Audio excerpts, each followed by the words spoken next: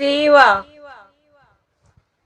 सेवा की प्राप्ति केवल पूरे गुरु की बख्शिश है और यह उसकी सेवा से ही मिल सकती है। किसी की आज्ञा का पालन करना, उसका कभी उल्लंघन ना करना और उसकी मान प्रतिष्ठा और पूजा करना, असहाय अनाथों पर दया भाव सहित उनकी सहायता करना सब सेवा में आ जाते हैं। सेवा करने वाला सेवक से स्वामी बन जाता है। जो सेवा करता है वे ऐसे पद को प्राप्त कर लेता है कि एक दिन दुनिया उसकी सेवा में हाजिर रहती है। सेवा करने वाले को सदैव मान मिलता है।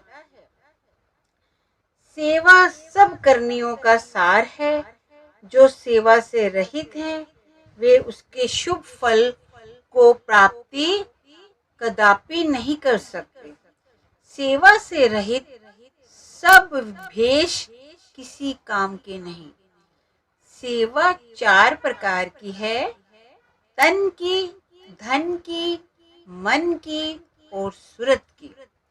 मालिक या मालिक के रूप गुरु की सेवा मुख्य है और उसके बाद मालिक की बनाई सृष्टि की सेवा आती है।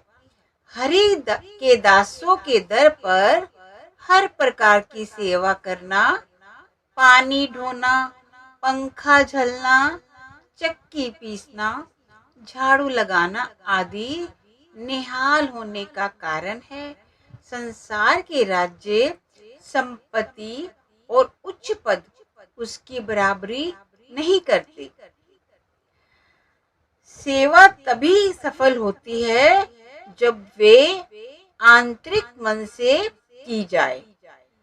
तन और मन से गुरु की सेवा करने से उसके दिल के साथ अपने दिल का संबंध हो जाएगा।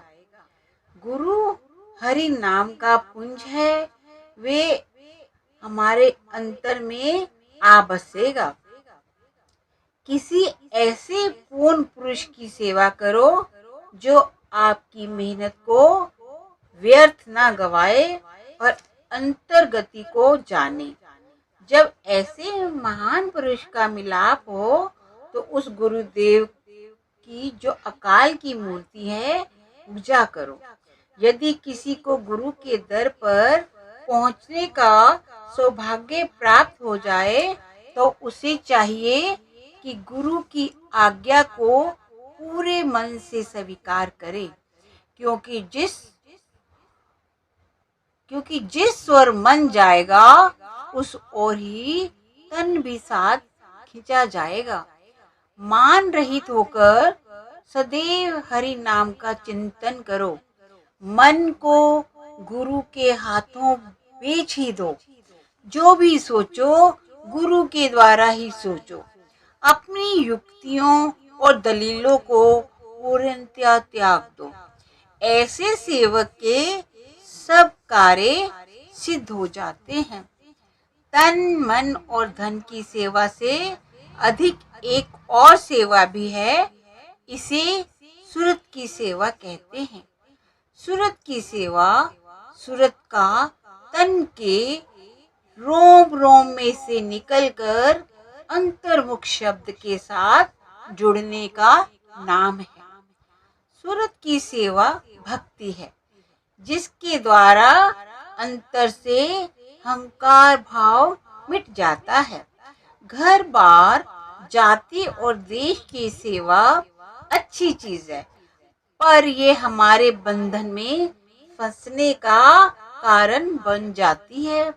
गुरु की सेवा सबसे ऊंची और निर्मल है, क्योंकि गुरु सब बंधनों से रहित है। वे मालिक का देहदारी प्रेम है। उसकी सेवा द्वारा हम भी बंधनों से मुक्त हो जाते हैं और हमारे अंतर में मालिक का सच्चा प्रेम जाग उठता है। मालिक का प्रेम होने पर के उत्पन्न किए समस्त जीव जंतुओं के प्रति हार्दिक प्रेम जाग उठता है और मालिक के पिता होने का भाव तथा मनुष्य मात्र के प्रति भ्रात भाव हो जाता है। सतगुरु की सेवा करने से मालिक और मालिक की उत्पन्न की हुई सृष्टि के साथ प्रेम हो जाता है। सतगुरु की सेवा करने से चार पदार्थ धर्म, अर्थ, काम और मोक्ष सहज ही मिल जाते हैं। सब संसारिक और परमार्थिक कामनाएं पूर्ण होती है। धन दौलत, क्षमा, अहिंसा, दया, सत्यवादिता, तप, दान, शील आदि धर्म के लक्षण और मोक्ष प्राप्त हो जाते हैं।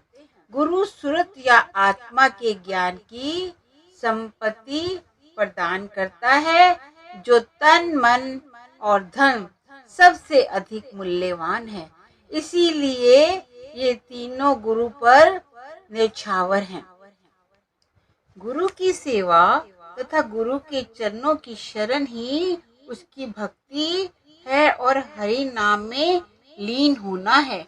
गुरु देहधारी शब्द होता है, इसीलिए उसकी सच्ची सेवा सूरत का शब्द में लीन होना ही है और यही सब करने का सार है।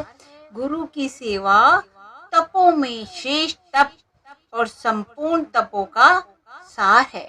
इसके फलस्वरूप हरि मन में बस जाते हैं और सब दुखों का नाश हो जाता है।